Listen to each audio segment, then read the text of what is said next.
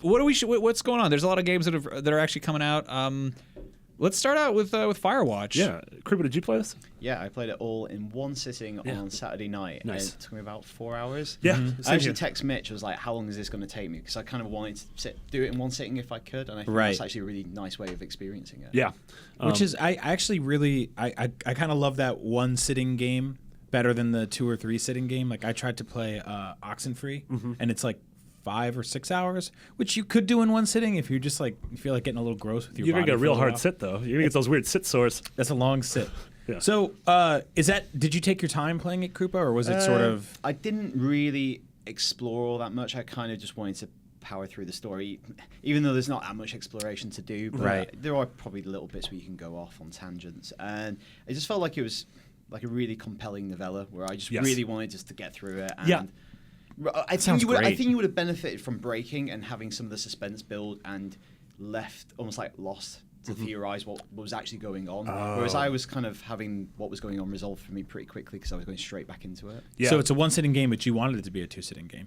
You could have made it a 2 sitting game by standing up. You could have defied the seat gods. Now, this is one of those games that I really have tried to kind of avoid it. Like I don't want to know a whole lot about it. I've seen bits and pieces. It looks incredible. You shouldn't listen to this episode because we're about to talk about it. Oh, great. Okay. We're not going to spoil it. No, we're not going to spoil it. We have a full. By the time this goes up, probably 2 days later on Friday, whatever day that is, Mitch and I actually sat down with 4 members of Campo Santo and did a 90-minute spoiler cast in this room. There were 6 of us. It got real sweaty. That sounds like a real Firewatch. Oh, it was a real Firewatch. Fire. We took our shirts off.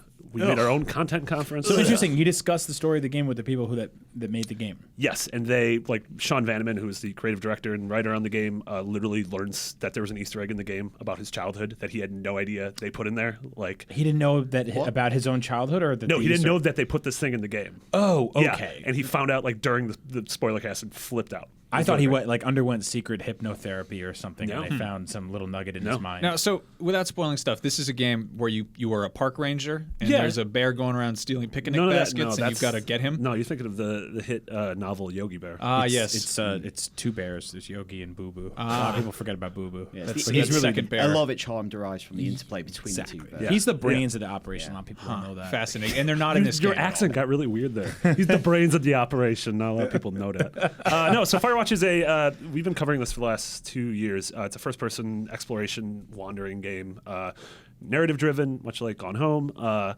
yeah, you play a park ranger, and the first 10 minutes of the game are sort of about why you take this job in Wyoming over the course of a summer in the 80s. Amazing first 10 minutes. Really effectively done. We don't want to spoil it or anything, but it's cool. Super powerful. We put the first 10 minutes of the game up. We didn't put that, though.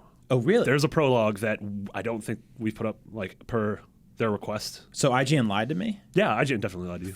Damn it. Yeah. Now this game was an IGN first a while back. Yeah. And we put up what was told to be the first 10 minutes, which apparently is not. Throw me under the bus. Was that you? Yeah, that was definitely. Oh, good. Now, I'm going to hit you in the face. No, it's funny because if I put the first, I think I put the first 24 minutes and more people clicked it. Oh, so you lied. I did lie. Clickbait is what they call it. What is happening? No, it's fine. Okay, you've based your career on clickbait. That's not true, and I'll give you 52 reasons why it's not true. Anyway, I won't believe why it's not true. Your doctor doesn't want to find out. It'll blow my mind. The art in the game is by Ali Moss, who's the incredible artist that you might know from. He did the Resistance 3 cover, all sorts of rad Star Wars posters, and just all He's around. doing all the new Harry Potter covers. Yeah. Really? It's been the adult edition. Oh, that's awesome. He played Harry Potter in the Are those third official? movie. Because I know he was. Yeah, they're official. Yeah. Oh, really? Yeah. I thought he was just like kicking those around. Like the thing he kind of is really well known for is he does amazing visual puns. Yeah. And you look at every cover of the new Harry Potter books, and you see it as face value, and then you look for 5 more seconds, and you see something, and you go, oh, it's brilliant. Mm-hmm. Yeah, he does really good work with like silhouettes almost, where it's like he did a whole book based on Yeah. That book came about because he came to the IGN Christmas party in London, and we connected him with a publisher. Oh, really? Yeah. I thought you were going to say you guys did like shadow puppets on that. Yeah. He was like, I'm into that. We introduced him to silhouette. The core concept of shadows on a This is a wall. really it, rice and this paper is a screen, dog. and he was very confused, and we explained the entire concept of light coming from behind something and obscuring its visual. It was really the making of him as an artist. He didn't. Who was it that borrowed his art or ripped his art off a couple years ago. Lots of people, the thing he did once, I think it was maybe a T-shirt he did for Threadless once, is the "Keep Calm, Don't Panic." Yeah. Right. And that's like now everywhere. Oh, that was him? The Star Wars posters got ripped off everywhere. Yeah. Yeah. Yeah. He also the cover of the soundtrack. The soundtrack's by Chris Remo, who worked at Double Fine for a while, and he did the soundtrack for 30 Fights of Love and Gone Home. And Gone Home. Yeah. The cover of the soundtrack's amazing because it's this like orange background. Orange is sort of the primary color in the game. A lot of things take place at sundown. But you see the silhouettes of trees, but then there's a reflection beneath them, and it just looks like sound waves. And like the entire thing looks so gorgeous. Wow. Yeah. Super cool. The story's really great. The writing's fantastic. The cast is performances amazing. are fantastic as well. The main character is what's the actor's name? Harry Crane from Mad Men. Richard Summers, I believe. Yep. Rich Summers. Really great. It's one of those games that it was 2 years in the making, but I think totally worth it. And cool. Something that. And how much is it? $20. I think it's on sale this week for $18. Nice. Sweet. So does it feel like there is stuff to explore? Like, do you feel like it's kind of a environment to really poke around in, or does it feel kind of more like you're going from point A to point B to point C and so forth? I think so. It's structured around days. So you're working this job all summer long, and it'll be like day 1, day 2, and then there might be jumps in time a little bit. And each day is kind of structured about going to check something out, or doing a job, or investigating something. But there are kind of detours on the way.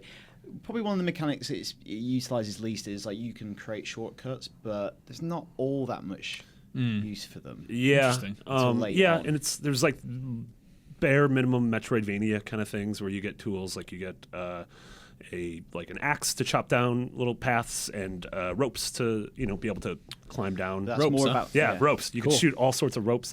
We talk about ropes a lot on the podcast. Yeah. Okay. Yeah.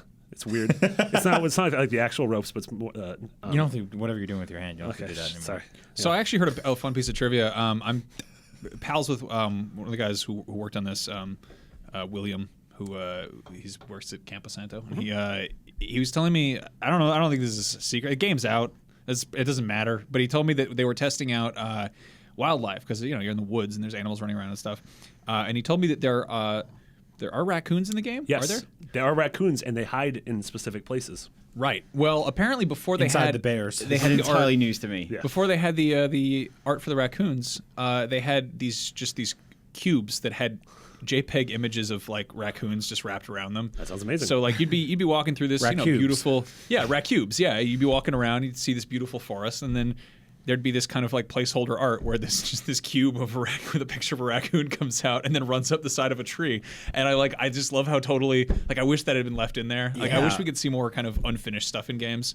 Yeah. I love that. Man. So that's my behind the scenes look at what look it's for like when raccoons find the raccoons. The second scariest raccoon of the year after Until Dawn. That was a real scary raccoon. Now, Damn it, I didn't know there was Cooper, a you raccoon played through in the that whole game. game but didn't see raccoons? I didn't see one raccoon. Yeah, the raccoon is off the whatsoever. beaten path. There's also deer that are off the beaten path. Oh, interesting. So you got to go walk around the woods and look for raccoons and raccoons. Stop saying racubes. I think it's a pretty good I mean, it's a term cool now. term. I like it just that. doesn't make sense. Okay.